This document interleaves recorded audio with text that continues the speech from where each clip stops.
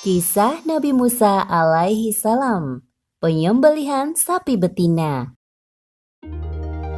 Kisah ini disebutkan di Al-Quran surat Al-Baqarah ayat 67 hingga 73. Dalam kisah ini Allah Subhanahu wa Ta'ala memperlihatkan sikap buruk kaum Bani Israel saat diperintahkan untuk menyembelih sapi betina pada zaman Nabi Musa alaihi salam. Perintah penyembelihan sapi betina ini dimaksudkan untuk menunjukkan kebesaran Allah Subhanahu wa Ta'ala dalam mengungkapkan pelaku pembunuhan. Pada zaman pemerintahan Nabi Musa alaihi salam, terjadi peristiwa yang menggemparkan di kalangan kaum Bani Israel.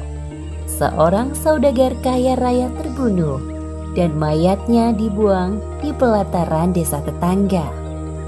Hal ini membuat kaum Bani Israel saling tuduh-menuduh dan akhirnya meminta tolong kepada Nabi Musa untuk menemukan pelakunya.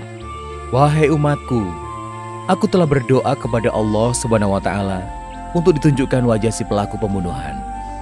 Namun ada satu syarat yang harus kalian penuhi. Apa itu wahai Musa alaihissalam? Allah Subhanahu wa Ta'ala memerintahkan kalian untuk mencari seekor sapi betina kemudian menyembelihnya. Mendengar hal tersebut, mereka kembali ke tengah-tengah kaum dan memberitahukan hasilnya. Bagaimana mungkin kita disuruh untuk menyembelih sapi, padahal nenek moyang kita dahulu sangat memuliakan sapi? Kenapa tidak yang lain saja?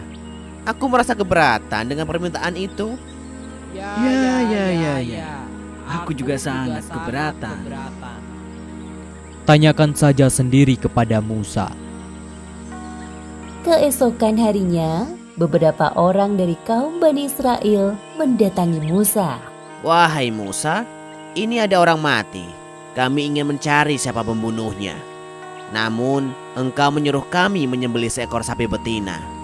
Apa hubungannya sapi dengan orang mati? Sesungguhnya, ini adalah perintah Allah Subhanahu wa Ta'ala agar kalian menyembelih sapi betina.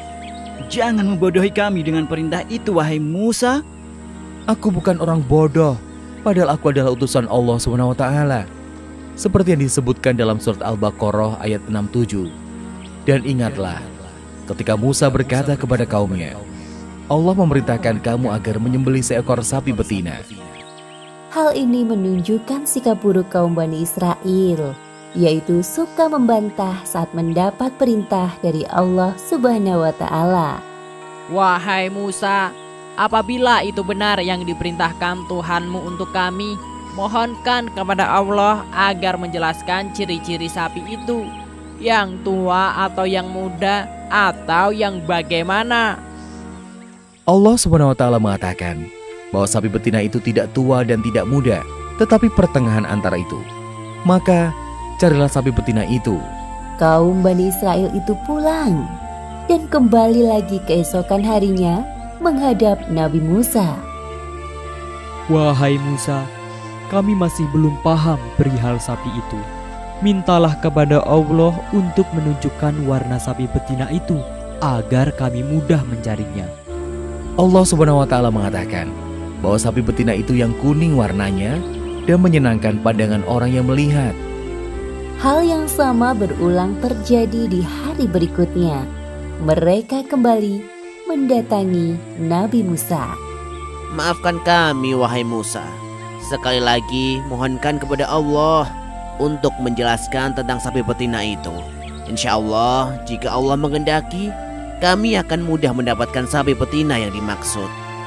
Allah Subhanahu wa Ta'ala mengatakan bahwa sapi itu adalah sapi betina yang belum pernah dipakai untuk membajak tanah dan mengairi tanaman. Tubuhnya sehat dan tidak ada belang sedikit pun. Nah, sekarang barulah kami mengerti perihal sapi betina itu. Tak jauh dari perkampungan Bani Israel, hiduplah seorang pemuda soleh bersama ibunya di sebuah rumah sederhana. Ayah pemuda soleh itu sudah tiada dan meninggalkan seekor sapi betina. sapi ini sangat mirip dengan sapi yang dicari oleh kaum Bani Israel. Nak, untuk makan kita besok, tolong kau jual sapi peninggalan ayahmu ke pasar. Jika ada yang memberikan emas sepenuh kulit sapi kita, Ibu redo melepaskannya. Baiklah, Bu. Besok aku pergi ke pasar untuk menjual sapi itu. Keesokan harinya, pemuda saleh itu pergi ke pasar membawa sapi betina. Hal itu diketahui Bani Israel yang lewat di pasar. Mereka segera mendatangi pemuda itu. Wahai anak muda, apakah kau hendak menjual sapi betina ini? Benar, Tuan. Ibuku menyuruhku menjual sapi betina ini. Berapa harga yang ibumu minta untuk sapi ini? Tuan bisa membelinya dengan emas sepenuh kulit sapi ini agar ibuku ridho melepaskan sapi betina ini. Ketiga orang dari kaum Bani Israel ini berdiskusi dan memperhatikan sapi betina yang ciri-cirinya sangat mirip dengan sapi yang mereka cari. Baiklah, ini sekantong emas yang kau minta. Terima kasih, Tuan. Setelah mendapatkan sapi betina dari pemuda saleh tadi, laki-laki itu memberitahu kaumnya yang lain dan mendatangi Nabi Musa alaihi salam. Nabi Musa kemudian menyuruh semua kaum Bani Israel berkumpul di sebuah padang yang luas. Wahai Musa, kami telah mendapatkan sapi betina dengan ciri-ciri seperti yang Tuhanmu sebutkan dan menyembelihnya. Sekarang tunjukkan kepada kami pelaku pembunuhan itu, agar kami tidak saling menuduh satu sama lain.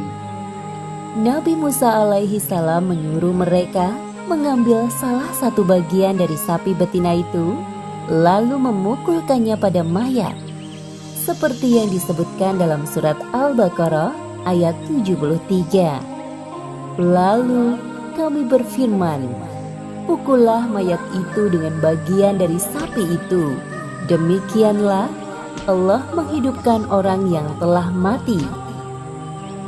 Dan Dia memperlihatkan kepadamu tanda-tanda kekuasaannya agar kamu mengerti. Sesungguhnya orang yang telah membunuhku adalah saudara sepupuku sendiri. Ia sangat serakah dan ingin mengambil semua hartaku. Akhirnya kasus pembunuhan di kalangan Bani Israel terungkap atas izin Allah melalui Nabi Musa alaihi salam. Sebagaimana disebutkan dalam surat Al-Baqarah ayat 72. Dan ingatlah ketika kamu membunuh seseorang, lalu kamu tuduh-menuduh tentang itu. Tetapi Allah menyingkapkan apa yang kamu sembunyikan. Subhanallah, Maha Suci Allah. Ternyata benar apa yang diperintahkan Tuhanmu, wahai Nabi utusan Allah. Maafkan sikap kami yang suka bertanya dan membantah perkataanmu. Sesungguhnya kami termasuk golongan orang-orang yang merugi karena telah menghabiskan banyak waktu untuk mencari sapi betina ini.